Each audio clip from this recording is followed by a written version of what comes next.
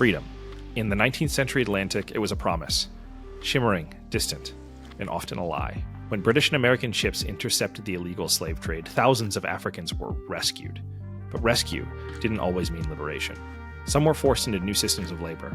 Some were sent to unfamiliar shores. Today, we're talking about how abolition and empire collided, and how the people caught between them fought to claim a freedom that the world kept redefining. This is Too Complicated for History. Welcome to Too Complicated for History. I am Isaac S. Loftus, joined by my ever-knowledgeable co-host, Dr. Lynn Robbins. Hey, everyone.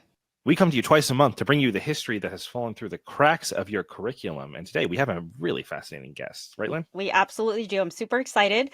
We have Dr. Subryan Richards. He's a historian as well as assistant professor at the London School of Economics and Political Science. Thank you so much for being here with us today, Dr. Richards. Thank you for having me. It's a pleasure.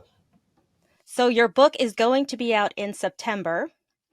And we were lucky enough to get a preview of the book. So I'm very excited about sharing with the audience your interesting research. And I wanted to start with, give us an overview of what your research interests are and maybe what path led you to this particular topic. Sure. I'm a historian of slavery and emancipation in the Atlantic world and in global history. And really within that, I'm interested in two big questions. So the first is simply, what were the ideas and practices that enslaved and free people had under conditions of bondage? We get so many great histories of slavery in the abstract, as in the top down, in terms of the power relations, in terms of its role in the development of capitalism, for example. And those are really powerful stories, but it can sometimes be hard to see the human agency and the human power relations involved there. And one of the things I'm really committed to as a historian is writing about the lives of enslaved people, of people freed from slavery as well, where we really get to see them as actors in history. And the second question, which is connected to the first, really is, how can we think about slavery and emancipation comparatively across different spaces, across different time periods? And particularly, I'm interested there in connecting stories from sub-Saharan Africa to stories in the Americas. And, those two questions come together because really what I'm interested in is how those human stories connect up into big, long-term structural consequences that affect all our lives. And so those are the kinds of questions that led me to write The Bonds of Freedom, which is a new history about the end of the transatlantic trade in enslaved African people. And it's an Atlantic history, right? A lot of times when we talk about slavery here on this podcast, we're talking about the U.S. and slavery up till the Revolution and slavery and the Civil War, but you're expanding what we usually talk about, right? Yes, absolutely. I mean, this is a book that starts with Britain's Abolition Act of 1807, which comes a year before the federal ban in the US in 1808. And then my book goes across the entire history of the ending of the trade, which doesn't end really until 1870. So, it's after the US Civil War. And in writing that book, I'm really learning from scholars who have worked on the 19th century trade.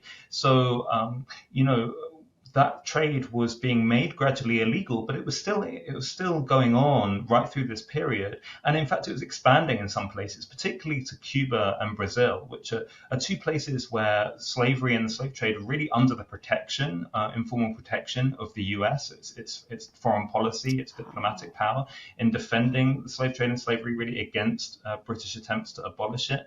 And so actually we need to think about that 19th century as a period where the slave trade is continuing, it's expanding in some places, and the main destinations of that trade are not the United States, but Brazil and Cuba, and that really framed the structure for my book. So before we get into the meat of everything, and we're going to talk about a lot of important topics here, we just wanted to take a moment to break down language and how we were going to be using it. Sure.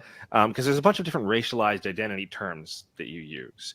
So I just wanted to break down, what those different things are, even just for me. So I'm not using one term that means something specific to your research or in the context of your research. Things like terms like slave or black or African. How do you differentiate between those in your work? Absolutely. I mean, my book is The Bonds of Freedom is a new history about the end of the trade, told through the stories of people who were termed liberated Africans, and that's a very specific group of people. So these are people who were seized from slaving ships by maritime patrols involved in suppressing the trade, and then they were taken to a port city where a court decided whether that was lawful or not. And then they were supposedly freed or liberated, hence the name. But what did that liberation involve? It actually meant that these people had to work for up to 14 years as forced laborers to earn their freedom. So that's where the term liberated African comes from, although, as you can tell, it's paradoxical and contradictory. You know, I think when it comes to language, the part of the answer here, and here I'm learning from not just from historians of slavery, but also historians of indigenous people in the Americas, for instance, is that actually there is no perfect language, right? That as historians, the sources that we have about enslaved people, about indigenous people, about people freed from slavery but still living under the kind of constraints of a racialized system, those are sources that are constructed by people with power. And that when those people made those sources, produced those sources, they did so using language and terms that, enslaved people, for instance, didn't accept. They weren't the terms that they used to describe themselves. They're terms that are imposed upon them. So I think we need to acknowledge and start from that point that we can't really come up with a perfect set of terms, and terminology itself is important, not just because it's about the individual word, but because language itself structures how we think. So then I think we're left with a couple of different kind of potential choices or solutions. So one is that I was very clear in my book that I wanted to be able to name people whenever I could, and even say where names come from. So, for instance, the book starts with the story of a woman called Librada, who in Cuba in the 1870s is petitioning for freedom from bonded labor. And her name, Librada, is a Spanish name. And we know that she came from the Congo-Angola region of Africa, but we don't know her birth name. We only know this name that's been given to her by the Spanish authorities. And so I start by telling this story about this woman who we don't even know her original name, but we have a name for her, which is a lot more than we have for a lot of people who were subjected to enslavement in the Atlantic world. I think the other choice I made was I tried as far as I could to reconstruct how people describe themselves in particular sources. So sometimes people describe themselves as saying, I'm a liberated African and this is what I want. Sometimes they describe themselves with a different set of terms, like, I'm a mother and, this is what I'm trying to achieve, in a legal case, or I'm a creditor and, I want to protect my investment or this kind of thing. So, I tried to make sure that I was precise about how people themselves describe themselves, and at least building in that level of, even if we don't have that in exact details, that we can build in that at the level of kind of the imaginative possibilities for these people's worlds. It's one of those things that it's so difficult to know the best term. Since there's no perfect term, it's always difficult to know the best term, because ideally, I think, and Isaac would agree with this, ideally it is the name.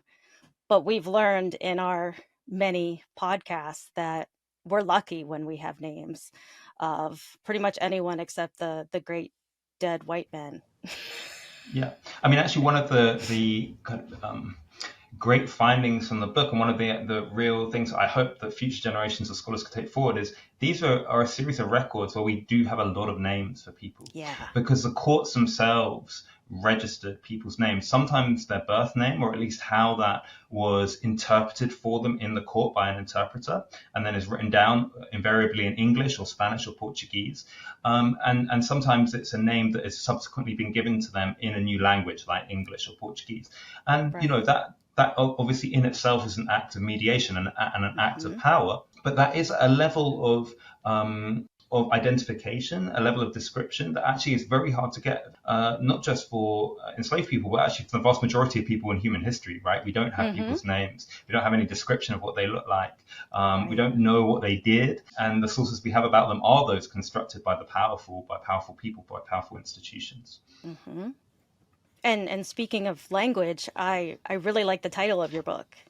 I feel like it has multiple layers. And so I was wondering, did you choose that title? And what brought you to that specific title, The Bonds of Freedom? Sure. Well, I named the final chapter of the book The Bonds of Freedom, and my editor at Yale, Adina, said, that would make a great book title. So I think we kind of share credit. I mean, props to Adina for her help. I mean, the bonds of freedom to me is a double entendre. It's to convey two different types of bond. So one is the bond as constraint, right? That these liberated Africans lived under huge, onerous, really telling and significant constraints, particularly the constraints that required them to work for up to 14 years to earn their freedom. And to give you some examples, I mean, during that time, these liberated Africans in places like Brazil were forced to build the first public prison in Brazilian history, or they worked as enlisted soldiers and sailors in the British Army and Navy. They built the railway in Cuba that expanded sugar production from the center of Cuba through to the port city in Havana. So they're doing, incredible onerous labor that is helping to construct states and empires in the 19th century, and they're doing that involuntarily. They don't just do it passively, they're running away, they're petitioning for freedom, they're doing all sorts of actions to get out of this predicament. But we need to understand just how constraining and how powerful those bonds were. At the same time, the bonds of freedom refers to bonds as relationships. And I think the real emancipatory or transformative potential here for liberated Africans were the bonds that they shared with each other. So one of the key findings of the book, and this is really where I end the book, is by talking about a particular kind of relationship, which is called the shipmate bond. So the bond that people from the same ship who were freed from the same slaving ship shared with each other, that they stayed in contact. And often we can trace that contact over 14, 20 years, multiple generations, where people are staying in touch on the streets, they're talking, they're sometimes even doing things like sharing resources. So in Sierra Leone, I've come across amazing examples where people set up their own credit societies, and they're lending money to each other from the same ship so that they can start their own businesses, for instance. So the bonds also refers to those really important relationships, those relationships which enable people across the generations really to build their own vision of freedom that existed, that transcended the imperial constraints to which they were subjected. We talked about people being subjects or subjected to the whims and rules of those in power, and you talked about this 14-year. Who set that up? What is the function of who are they working for? What was the purpose of those 14 years? And whose rule was that? Sure, it's a great question, and something that really occupied me at multiple stages of writing this book. I mean, the 14-year rule really begins with before the era of suppression itself, when a bunch of Atlantic empires, so the British, the Spanish, the Portuguese, are involved in schemes to manumit select groups of people from slavery for their own purposes of empire building. So to give you an example, during the American War of Independence, the British offer freedom to certain groups of enslaved people if they'll join to fight for the British against the revolutionaries. So those people are named the Black Loyalists, for instance, and they're offered freedom in exchange for fighting. And they get that freedom. It's kind of a nominal freedom to begin with. And they're also promised things like land and pensions in exchange for their military service. And that never materializes. And eventually these people live destitute on the streets of London, and they're eventually even deported to Sierra Leone. And that's one of the points where the book begins, because Sierra Leone becomes this kind of experimental place for thinking about freedom from enslavement and the kind of management of freed populations within the British Empire. The other kind of example here for that people might be familiar with is Liberia, where the United States engages in a similar kind of scheme where freed African American people were supposed to be settled outside the US for reasons that we can go into. But yeah, the point being that actually this idea that manumitting people from slavery comes with new forms of forced labor, new forms of duties to an empire is nothing new. What is new in the 19th century is the fact that that gets attached to abolition of the trade. And it gets attached in different ways. So at the beginning, it gets attached because in the 1807 Abolition Act, what the Britain's parliamentary law says is that the captives from any given slaving ship were kind of like the prize, and the term prize is used, the prize that belonged to the maritime captor of that slaving ship. So the naval crew, or sometimes it's a crew of a private ship, they were entitled to money in exchange for every man, woman, and child that they liberated from a slaving ship. And what happened after that is that the Act said, well, the Crown officers, so these are people appointed by the Crown, which is at this point is kind of the power of the royal family as invested in Parliament. That those Crown officers in any colony had the authority either to enlist the captives or to apprentice them. So enlistment meant they had to serve in the army or navy. And apprenticeship meant they had to work for up to 14 years as a kind of domestic servant or learn a trade like tailoring or carpentry or whatever. And the kind of kicker in this act is the phrasing is as if they so voluntarily agreed themselves. So this notion that actually the captive themselves never had the capacity to consent, but it was imagined that they had done and that they would only ever consent to this. So that's where it begins, and then really that origin point then gets copied with modifications into every subsequent abolition act, law, treaty, etc. So we see bilateral treaties between the British and the Spanish Empire, and they have a similar clause, 14 years. And because the Spanish is a Catholic empire, it says, well, these people in that 14 years will be, will enjoy the fruits of a Catholic education, for instance. And then it gets copied even into the domestic law of places like Brazil and Cuba as well. So that's where it starts, and it really has this incredible power over people's lives, and not just over people's lives, but over how that then feeds up into building states. Building something like the Brazilian Empire from the ground up, from the streets of Rio up, we can see different institutions really expanding through these forced labor regimes. That's really interesting. What was the rationale for, like the internal rationale for it? The reason I'm asking is because I know there were debates in America, but this is pre of the abolition movement, so like in the 18th century, about manumission, saying you can't just manumit someone and leave them to their own devices. They have no skills, they have no fallback, they have no wealth or money to sort of invest in bettering themselves, and no access. Was that one of the rationales for this? Like, hey, we're giving them something to do, an educate or whatever, a skill or something on their resume. That was sort of obviously it's not how it's applied, but was that part of the moral rationale for it? Yes, I think that is certainly an aspect of the 18th century where we see a kind of, an improvement and enlightenment kind of idea about the improvability of people, the civilizing of people. In those schemes in North America, that is tied partly to kind of questions of labor and self-support, because after all, falling on the support of the state is considered to be whether sinful or a moral failing. So this idea that people need to be able to stand on their own 2 feet is powerful, and that lasts into the 19th century.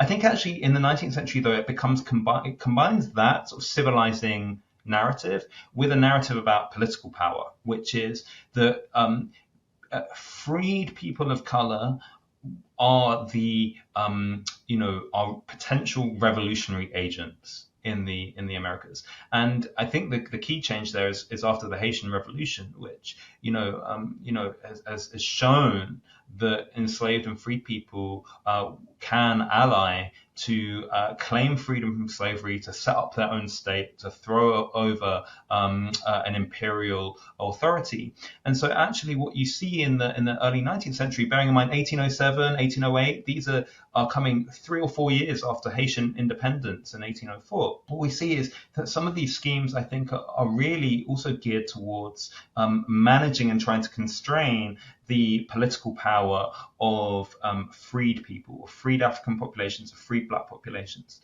And it's not just the liberated Africans. One of the parallel types of legislation that's really notorious in US history is the acts which limited the movement of black sailors or African American sailors in port cities, for instance, that meant that they had to stay even in prisons while their ship was in dock, so that they didn't go around spreading news about freedom to enslaved people, for instance, or twilight laws or laws that limited black people's mobility in particular cities or regions at certain time periods.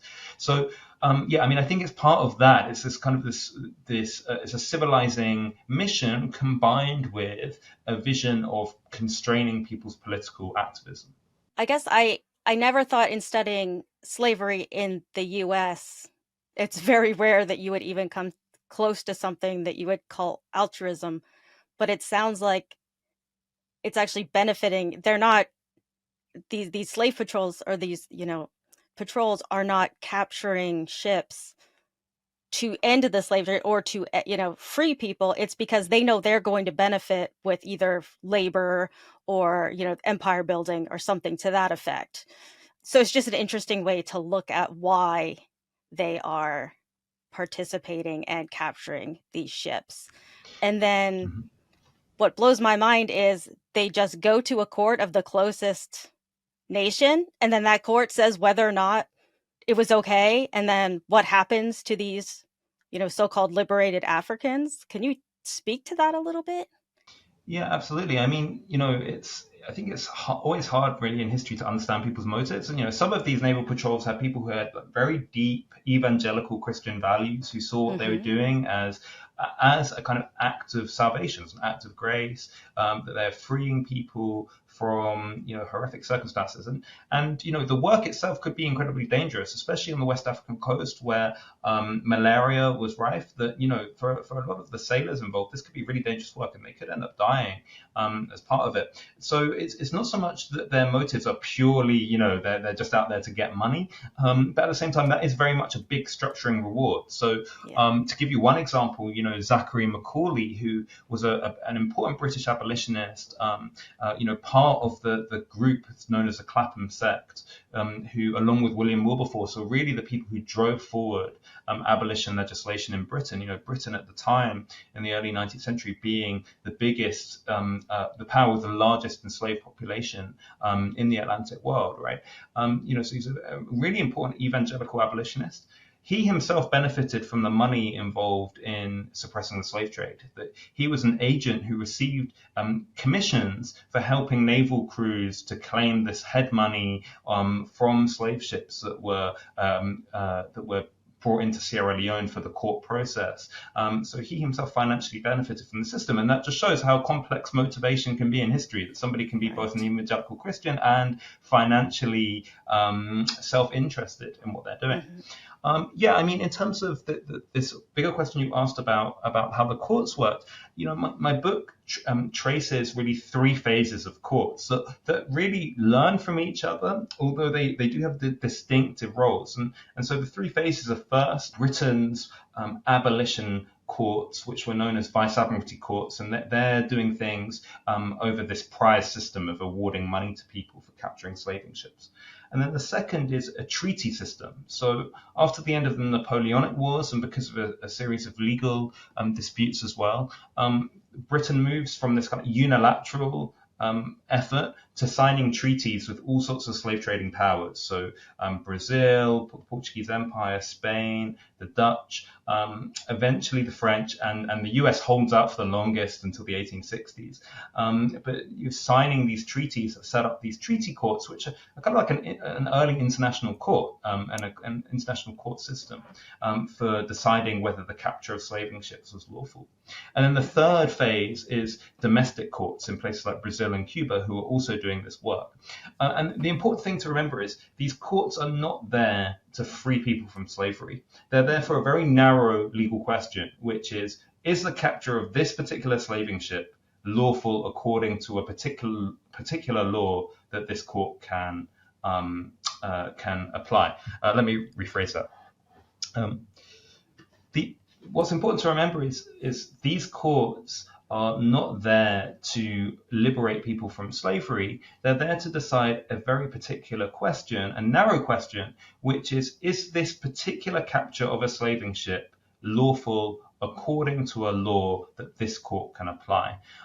So in a case that so you mentioned about a slaving ship being brought into one of these courts. It was common for these courts to say, actually, this capture is not lawful because it happened, say, south of the equator, and the laws only say that captures are lawful north of the equator. And then what do? Well, they have to say to the naval captors, you've got to put the captors back on board the slaving ship and let them continue the voyage. And not only that, you even need to pay the slave traders for the cost of delay to their voyage. So this actually happens at various points in this process, which shows you just how fraught this was. It's not just a simple procedure of saying the slave trade is everywhere illegal and now people can be freed. In fact, instead, it's very incremental, very gradual, and involved a lot of both violence and a series of reversals in courts. Whew. Yeah, I'll save my personal emotional reaction to that legal bureaucracy for a YouTube short about this episode. But that's pretty remarkable. And I can't imagine what it's like for someone that's being transported and trafficked in this and sort of like being battered around like that. Did anyone that you encountered were you able to document any firsthand accounts of what that was like? Yes, actually, there were lots of accounts, and one of the things that I spent a lot of time doing was working with the often uncatalogued papers of these courts. So, for instance, the domestic courts in Cuba, they're just called miscellaneous reports. I mean, so they're just in a corner of the archive. We have a name for each file, but we don't have a summary of what's going on in that document, let alone a digital copy. So you can imagine that actually this is why new historical research is always needed to kind of get into these stories. And what's really powerful in some of those cases is that these liberated Africans were really brave in giving testimony about what happened to them, because that was the way that these courts could decide whether a capture was lawful or not, was hearing firsthand survivor testimony.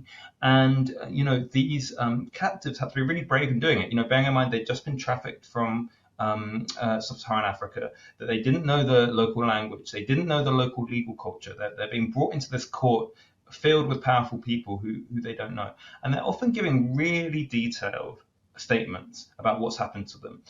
Things like the build of a slaving ship, that that they were hidden beneath a fake deck so that it didn't look on the high seas like the slaving ship had the captives on board, or that when they got to the landing site on Cuba, the slave traders marched them up a mountainside and then immediately burned the vessel, and that they could see over the course of the night the vessel burning on the beach below.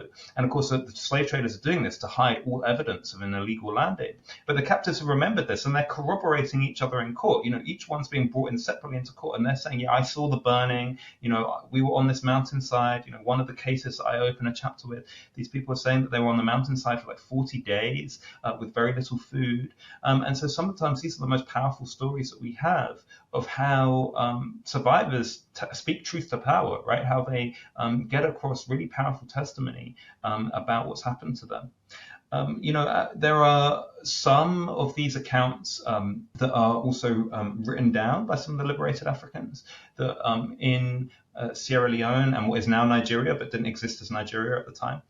Some of these liberated African people convert to Christianity, and as part of their conversion, they write down their life story, partly, I think, as a way to document what's happened to them, partly as a way to show to the people who are involved in missionary work, some of the horrors of the trade. And they talk very powerfully about being captured and enslaved. And actually, I think the thing which always sticks in my mind is how many of them talk about being enslaved as a child, that they really remember what it was like to be kidnapped from their home. It could be a city, it could be a village, and how many times that they were sold from one person to another before they even reached the West African coast. So we need to think about the trade as something which really starts in sub-Saharan Africa and that can involve multiple displacements even before somebody's on board a slaving ship. Gosh, did they mention anything about, especially the kids, about remembering family or? Yes, one of the stories I tell in the first chapter is from a witness statement given by a man whose name is now recorded as Ned Brown, and we don't know his birth name, but who was a liberated African. And in the 1810s, he gives a statement to the court in Sierra Leone about how he was enslaved and captured. And he talks about the fact that he was put on board the slaving ship because his own father had sold him and his sister together. And why had he done so? Because the slave trade itself was so horrific in this region, which is Congo, Angola, that people were suffering from drought and famine, and they were also suffering from severe indebtedness. And so even his father, who was a prince, who was a fairly senior person, was put in this position, this unenviable position, really, of needing to work out, well, how could he save some of his family from being held captive? And the only way he could do it was by selling some of his children. How do we know this? Well, because Ned Brown was put on board a slaving ship called the Amelia, which sets off in 1811 onto the high seas. And 20 days into the voyage, the 275 captives on board launch an uprising. And they managed to really quite powerfully, really bravely fight off the 30 members of the slave ship crew who were all armed with guns. They fight them off with metal weapons, wooden planks, anything they can get their hands on. And they take control of the ship, and then they sail it back to Africa, and they actually sail it northwards towards Sierra Leone. And when eventually that slaving ship, which is now of people, it's no longer a slaving ship really, it's a ship of self-liberated people, whereupon just outside Sierra Leone, a privateer, so this is like a private British ship that has received an official commission to try and capture slaving ships. This privateer comes across it and seizes it and says, well, I'll get the money for capturing this slaving ship. And when that case eventually comes before the court in Sierra Leone, Ned Brown gives his testimony. So yeah, people do talk about their childhood. Ned talks about his sister and about the voyage on board the ship as well. That's unbelievable. Did the privateers collect the money for the ship? The answer, like to all good historical questions, is yes and no. So no to begin with, because actually the privateers sailed into Sierra Leone's harbour in company with a naval ship, and then the naval commander tried to claim the money. And what happened then was the privateer, who actually was a former slave trader from Liverpool, who had, he was involved in the trade, and then he thought, well, actually, I could maybe make some money after the trade's been made illegal by suppressing it. He goes to court and says, no, it's unfair. I deserve the prize money. And it's only because he launches that appeal that the High Court then says, okay, we want to look at all the evidence about this capture and we'll decide who gets the money. And that's why Ned Brown's testimony and the other sources about this ship, the Amelia, exist. It's because the High Court requested them, and now they're held in a box in the National Archives in London, which also goes to show you the kind of randomness by which bits of evidence can enter the historical record. So initially no, and then actually the privateer himself is murdered aboard another ship when he tries to capture a different slaving ship a few years later. He's killed in tragic circumstances, but his wife does manage to make an appeal and claim some money. So there's a yes to the answer. Perhaps more significantly is the fact that what the self-liberated people actually end up doing, which is they get themselves settled in a place in Freetown. The authorities settle them and give them some land and call it Cabinda Town, which is the name of the slaving port that they were embarked. And a few years later, clearly the settlers thought, you know what, we don't want to be placed where the colonial authorities think we should be, and we don't want this name which doesn't represent us. So they move to a new setting on the waterfront in Freetown. They buy that land and they call their settlement Congo Town, which refers to the place that they've come to. And Congo Town still exists to this day as their name in Sierra Leone. So you can see the power of these people's actions, their resistance to slavery, actually extends into the memory, into the landscape of a place like Sierra Leone. Wow, that's pretty remarkable. Not the ending of the money thing that I was hoping for. Obviously, I didn't anticipate that it would end the way that I wanted it to. But that is still pretty remarkable that that's such a fascinating phenomenon of people who were on a slaving ship together, sort of building community out of those people, after they were liberated. That's a really, really interesting dynamic. Yeah, absolutely. I mean, and I think that, I want to emphasize that that is not to romanticize the voyage aboard a slaving ship. That, that was Right. horrific. That the people on board the ship were subjected to horrific routines where, the only time they got up to see the sky, the only time they got to be on deck was to eat, and then to be forced to exercise to stop their limbs wasting. And then they're forced back underneath the deck, often lying down for most of the day. And, even in these cases of liberation, people talk about the fact that they often were really malnourished, they didn't have enough food, that even at the point where they're being liberated by naval crews, it's not like that's immediate freedom, that they still have a long voyage to make. So one of the quantitative things I did for the book was I measured the time it took after the point of seizure at sea until the ship arrived at port to be adjudicated. And what you find is that time is between 35 and 40 days. That's as long as a completed slaving voyage. So these liberated Africans go through their own middle passage, their own slaving voyage. It's not a kind of moment of triumph for them. But at the same time, what I did want to emphasize is the fact that they themselves, often in these circumstances, took what small opportunities they could have to assert that they themselves, didn't agree with the slave trade. They weren't going to passively accept their fate. They wanted freedom. And they would do that even despite some terrible material deprivations. So if we look at the apprenticeships or forced labor, so we have an African slave ship, it's captured, and then the so-called liberated Africans are now assigned to 14 years of work or whatever it is that they may be assigned to. What are the differences here between that and the institution of slavery? Do they have any freedoms at all? Is it just you have to be at your job, dangerous job, but then you can go home and you have maybe some rights? Or is it just another form of slavery for them?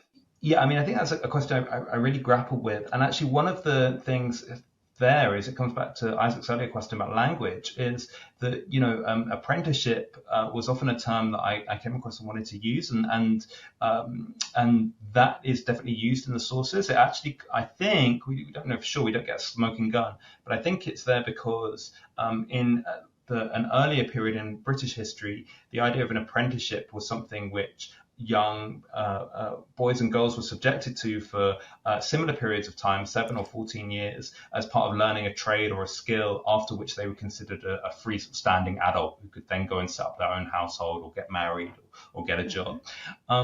So yeah, apprenticeship's one of the terms that gets used, but actually what you find when you move from studying the law that exists on the books to how it actually cashes out in real life is that none of these plans work really neatly. And the apprenticeship's far more messy and contingent than you can imagine. So then I started thinking, well, actually the best term is something like compulsory labor or forced labor, because that encapsulates really the range of experiences. Is it different from slavery?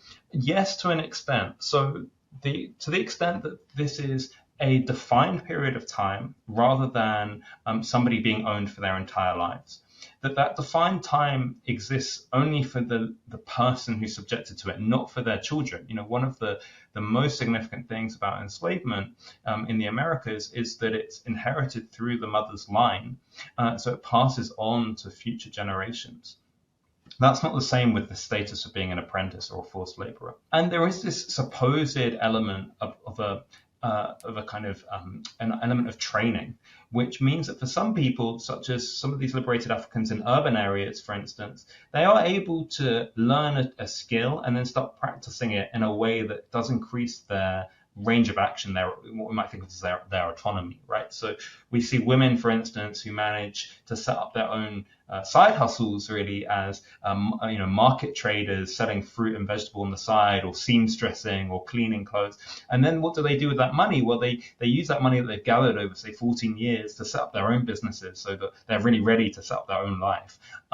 So there are those differences, but of course it's still a system of exploitation. It's still very oppressive, and I think that one of the things which I think does make it distinctive from slavery, but still sort of surprising, is the fact that this isn't really just private actors in the market, which is sometimes how we kind of think of slavery. It's individuals purchasing and selling people, and they're putting them on their own plantation to grow cotton, for instance, or coffee. This is very much something which is being directed and managed by states. And that really one of the things we see in this 19th century period is the growth of what we would look at now as a modern state. So, it's prison systems, it's a police system. So that the police in Rio de Janeiro really gets professionalized in the 1830s and 40s to manage this population of people, to work out where they're living, what they're doing, who they're talking to. That if there's ever any kind of dispute, that they're the first responders, right? Same thing happens in places like South Africa, which is a British colony. That the state is very involved in managing where these people lived, and you start to see the kind of the urban contours of urban life forming through how the state manages its population. So that was one of the key things I think also makes us different. That instead of seeing this as simply like work in a private market, what we start to see is work that builds modern states. Now, just this is a curiosity, that purpose for the policing and the professionalization, was that implicit or explicit, as far as like, hey, this is this force of people that we are now hiring as the state to do a particular thing? Was it sold as a peace and tranquility sort of thing overall, but really this is how it's being applied? Or was it explicit, like this is what you're doing, everyone knows this is exactly what their purpose is? I mean, pretty explicit. The best example here, the best evidence we have is Eusebio de Queiroz, who was the chief of police in the 1830s, who really leads this kind of professionalization effort. In 1850, he's the Minister of Justice. And in that year, he introduces the new bill, which is still known as the Ley de Queiroz, the law of Queiroz, which introduces a new attempt in Brazil to finally suppress the slave trade. So he is someone who's really, like, his professional arc and his political career goes from being chief of police through to in Rio to thinking about how to suppress the trade and then manage liberated Africans on a national scale. And so, yeah, I mean, this is definitely part of the routine work of the policing in Rio. Well, and you also talk about one of the phrases that we talk about a lot, Isaac, is the slave society versus society with slaves. And so you mentioned that, and for these freed, liberated Africans, they could be going to different societies, correct? They could be going to a slave society, or they could be going to a society with slaves. So would their experience differ greatly in those aspects? Would the ones be able to get any rights, any civil rights, or something that maybe we would see as getting closer to being actually liberated?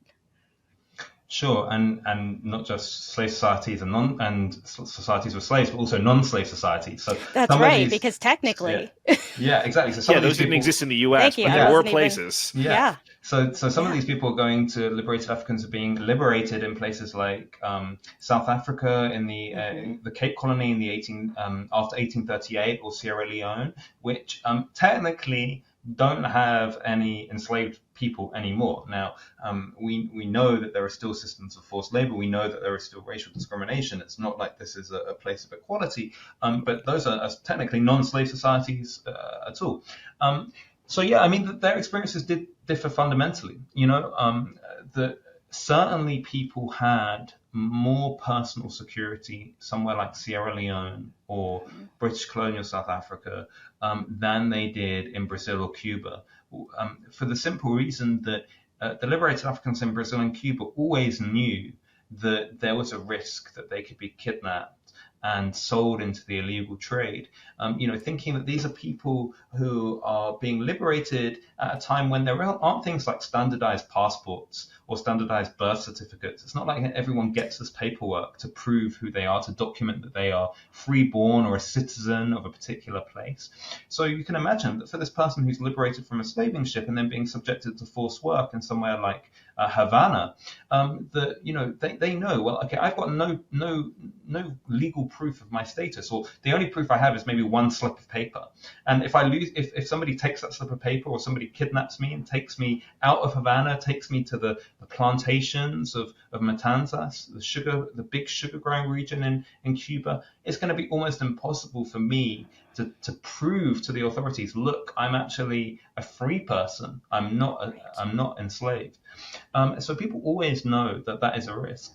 And it's not just a risk for them, because one of the key points of the book, and it's there on the front cover with a portrait of a family, is the fact that for these liberated Africans, they know that it's not just their own status which is insecure, it's the status of their children, because their children that are often born in this 14-year period of forced work, that those children don't have any kind of obvious status in law. In theory, they're freeborn, but it's very hard to prove that without some documentation.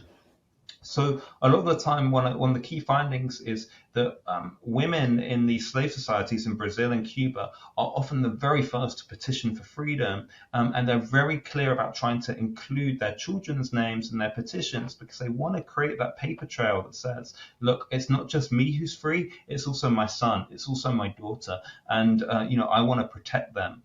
But this also does lead to that kind of question you asked about civil rights, which is, in a way, civil rights, even at this basic level of, rights to a family life, remain insecure. They're very rarely formally recognized. At the most, they're kind of customary.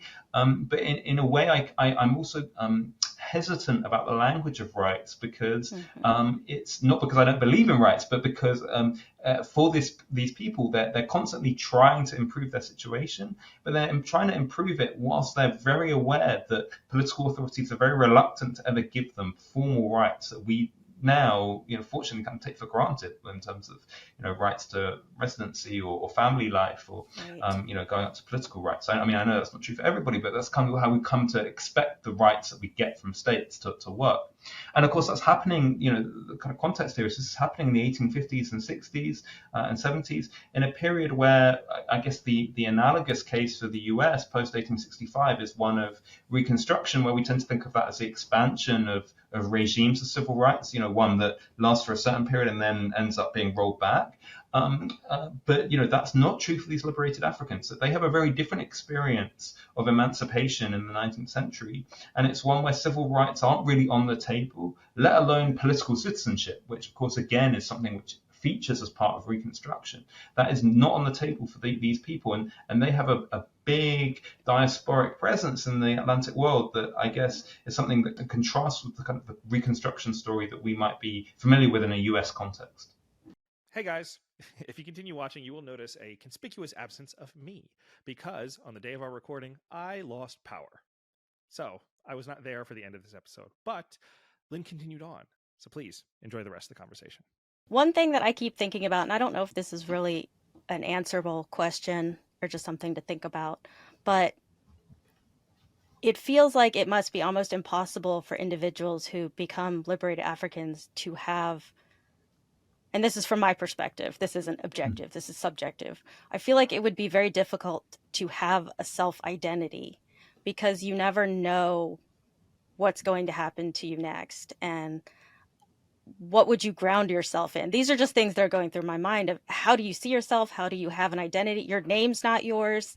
You're not in a country that's yours. Did you see evidence of anything, or, grappling with this idea of identity just to yourself, not even in how people are seeing you, but how you can sort of stay grounded into who you are as a person? Absolutely. And I think that's actually the kind of question which I get to in the final chapter of the book, where the book itself is structured by the journey that these people take, really, from the point at which they're on a slaving ship that's being seized, right through to the ending of forced labor, and it's going across these many decades of the 19th century. And that is the kind of guiding question I had at the end of the book, was what now? How did these people get to ending this forced labor regime, and then what did they do? What do they do in a situation when they have very few resources? They know that civil rights aren't on the table for them. They know that they are really at the whim of these powerful states. How did they try and improve their lives? Which, of course, is a very kind of human thing to want to do, right? Across time and space, it's how do I take care of my family? How do I, make a home here? Do I want to go elsewhere? This kind of thing. And one of the things that I really looked at was, where could I find evidence of people making a choice about how they term themselves? So this gets to your identity question, that really my selection principle here, my method as a historian, was to think, well, how can I understand how people describe themselves, especially when talking to powerful, to authorities. So, in legal petitions, what is a way that they wanted to be understood? And that's not to deny other ways that people could define themselves, and of course we all have multiple identities that overlap and that we use in different ways at different times. But I wanted to know, how do people identify themselves when they're talking to political authorities about what they next want to do, on the basis that that's, the authorities are the ones who are most likely to kind of grant them permission or authority to kind of do that thing. And there, the consistent findings were, first of all, that people really relied on each other as shipmates.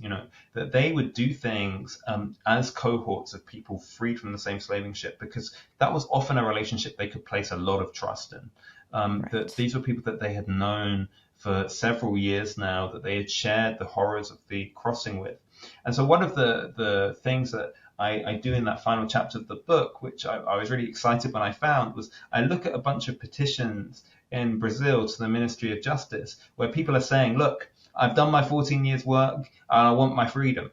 And, they're petitioning as an individual. You get this individual phrasing, and then they sign it, or a lawyer signs it for them, and it's dated, and they're entering it as an individual. So one of the things I did was I started looking at the dates of those petitions and comparing them. And what did I find? Well, I found that people who were liberated from the same slaving ship were petitioning on exactly the same day for freedom. So it's like that they stayed in touch.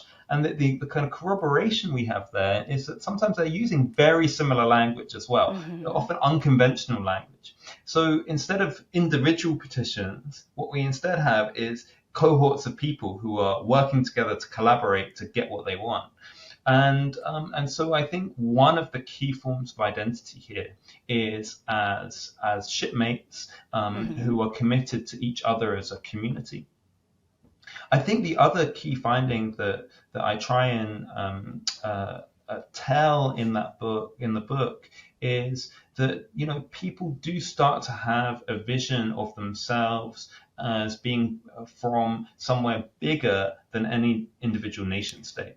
That actually, from the act of being displaced and then imagining what comes next, they start to see themselves as from the African continent more broadly.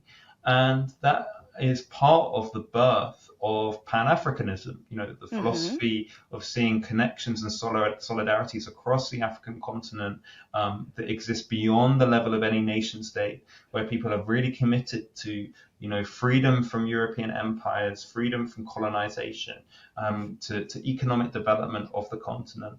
And so, for instance, James Africanus Horton, who's one of the founders of Pan-Africanism, in the 1860s, he's writing treatises about the about how West African people are part of a common kind of history and heritage, and how they need to collaborate to govern themselves.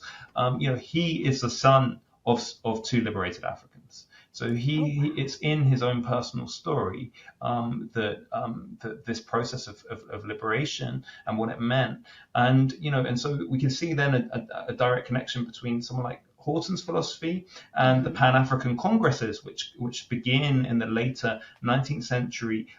These are congresses that are held in places like London and Paris, where people from across the African diaspora, from Europe, from South America, from the Caribbean, from the US, W.E.B. Du Bois is often seen as like kind of one of the godfathers here.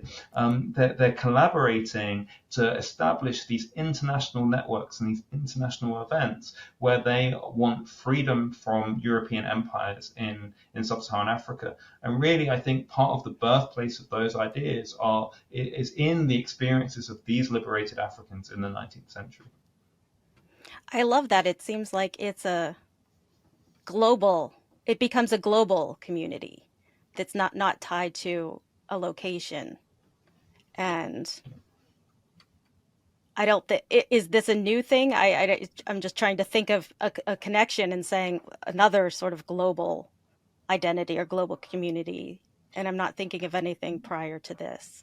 Yeah, I mean, I think it's potentially new in the sense that I think Pan-Africanism as a kind of philosophy really only and a political theory only really crystallizes in this later 19th century. And I think you're absolutely right to think of it as global. In a way, I think the other kind of structuring form of affiliation that is global that people learn from is Islam. So one of the things that I find in South Africa is people who are liberated from the trade that's coming around the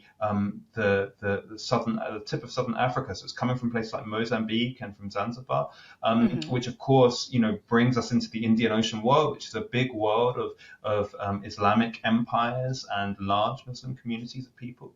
And these liberated Africans themselves are often forming part of the Islamic communities in places like Cape Town. So they are forming these bonds of solidarity, and often those are forms of connection which go right across the Indian Ocean world to places like Indonesia as well. Preachers are coming from places like Indonesia and living in Cape Town. There are these kind of global forms of solidarity that people look to, Pan-Africanism or Islam, for instance, that really stretch beyond the borders of any nation or any state. And I think that's one of the powerful things that we can do as historians, is to think about forms of identity and also forms of political project which aren't straitjacketed really by a nation state. I think it's kind of one of the most powerful things I think we can do as scholars is to remember that actually nation states are very much a very recent invention, and the kind of the claim that that our individual citizenship, our individual national identity, the international law, that each of these things must work through pox of nation states all, talking to each other, collaborating, sometimes in conflict. That's actually a very recent thing, that for a lot of the past, the ways that people identified could be more expansive because they could draw on these connections and they didn't see borders as the most obvious division between people.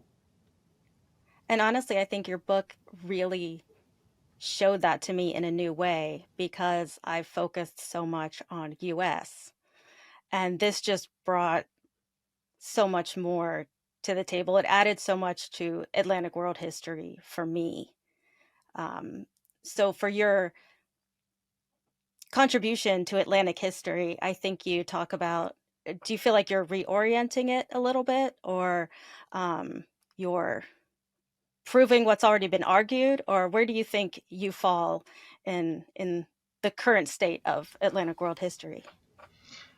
Yeah, I mean, Atlantic history is, I think, such a rich and vibrant field of study. It's really beyond just a field; it's also a way of seeing the world, and I really appreciate that. I think, at one level, what I'm doing is learning from scholars who have emphasized how the South Atlantic world doesn't take the same historical trajectory as the North Atlantic. So, we can think about the North Atlantic as a period which really ends with the Age of Revolutions. That's the end of a relationship between the European Old World and then the New World, and then we've got kind of a new sort of history forming in places like the United States. Whereas actually the South Atlantic is not like that. empires last a lot longer. The Portuguese, the Spanish are there right into the 19th century, keeping their empires in places like Brazil and Cuba. That the illegal slave trade is lasting much longer into the 1870s. Slavery itself in Brazil and Cuba only ends in the 1880s. So we need to think about those as longer connections of imperial rule and of forms of slavery. I think what I try and do in the book is connect the North and the South stories. And the way that I do that is by saying that what my book is contributing to is a debate on what scholars have termed the problem of freedom. So this is a problem that emerges because with acts of emancipation, political authorities and elites are looking to recreate the conditions of slavery. So they're looking to recreate plantation labor or sharecropping, for instance. And so often that's dated to the 1830s in the British Caribbean or the 1860s, a post-Civil War in the United States. And one of the points that I really want to emphasize in my book is that, in terms of periodization, we need to take the story much further back in time. That really the problem of freedom emerges not with Emancipation Acts, but actually much earlier with these attempts to suppress the trade. Because it's at that point when Atlantic powers start having to deal with the question of is the slave trade going to end, that they start making plans for trying to recreate the conditions of slave production. So they're doing things to try and come up with new ways to tie freed people to land, or trying to police them and their labor, or trying to deny them political rights. So these plans actually emerge much earlier than we've appreciated as historians. And likewise, enslaved and free peoples, resistance to that problem of freedom, resistance to those attempts really starts earlier as well. That what I want to show in the book is how these liberated Africans are constantly, petitioning for freedom for themselves and their families. They're running away, escaping from forms of forced labor, and they're forming these new communities, whether of shipmates or Pan-African or Atlantic-wide connection, that really give us a new insight into how power works in the Atlantic world, that it's not something that just works from the top down, and that, enslaved and free people and their allies were constantly coming up with innovative new ways to reorder society, that society did not need to work in these hierarchical ways. It could be more reciprocal. It didn't have to rely on exploitation. So that's my contribution, is to say that the problem of freedom in Atlantic history needs to be one which we start with much earlier, and where we see liberated Africans really is the central population where some of these early debates get worked out, and their contribution to that debate is fundamental. So I think that's fascinating because it gives everybody agency that sometimes we forget about when we fall to statistics because of the lack of the names and the lack of individuals. But I think it's also very relevant because we're still trying to define freedom and what freedom means for everybody. And so Absolutely. I think your book is absolutely timely and relevant, but also absolutely fascinating. And it will be out in September, correct? Yep, that's right. 2nd of September in the United States, 28th of October in Europe. Okay, but you can still pre-order, I imagine. You can pre-order from today. Go do it. Yes, go ahead and pre-order right away. Maybe look to your local bookshop, and if they don't have it, give them a call and ask them if they could get it, because maybe they'll buy a few copies, and someone who didn't know about it will get to read it. And so we always try to start with the local bookshops. And the final question we always like to ask, and I think this is still relevant, we have US users, but we also have people who listen from other countries. We always ask, we like to send people to historic sites. We like them to get out and experience history. So for yourself, what would you recommend? And it could be near where you are now, that's fine. Where would you recommend somebody go if they want to experience something that's in your book, or to really see what's still out there that can be visited? Sure. I think the thing that I'd encourage people to do is to watch the film Story of Bones. So this is a film about what is probably the largest graveyard associated with the history of slavery in the Atlantic world. And it's on St. Helena, a tiny island in the South Atlantic, where British ships brought tens of thousands of these liberated Africans, and really sadly, when people died, when liberated Africans died, they were buried on this island, and that was a gravesite that was largely forgotten for several years, and it's only relatively recently been rediscovered. Why? Because there was an attempt to build an airport on St. Helena. Wow. And through the excavations, they revealed this gravesite. And so what emerges then is a big question about how do we honor these people? How do we remember them? We all have to go through this experience when a loved one dies of thinking about how we want to remember them, how we want to honor them, how we want to bury them. And this is a question then that affects tens of thousands of people and on this island. And it's an issue which is still ongoing. So I'd encourage you to watch the film. It's a film which relates to a site that I talk about in the book, and it gives you a real sense then about not just how historical research tells us new stories in the past, but actually how they lead to really important ongoing questions in the present about structural inequality and also about memory and how we think about our shared humanity as part of the memories that we want to construct. Oh, fantastic. Well, I will look online for links to that film, and I'll put it in the show notes. So you just have to, scan down to the show notes and have a link to those.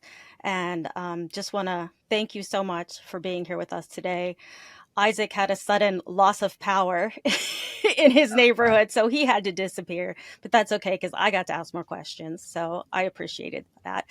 But on behalf of Isaac and myself, thank you so much for taking the time to be here. We know you're in London, so it took extra for you. So thank you so much, and be sure, audience, to go out and order the book today, Bonds of Freedom, and we'll have a link down in the show notes as well. Thank you again, Dr. Richards. Thank you for having me. It's been a real pleasure.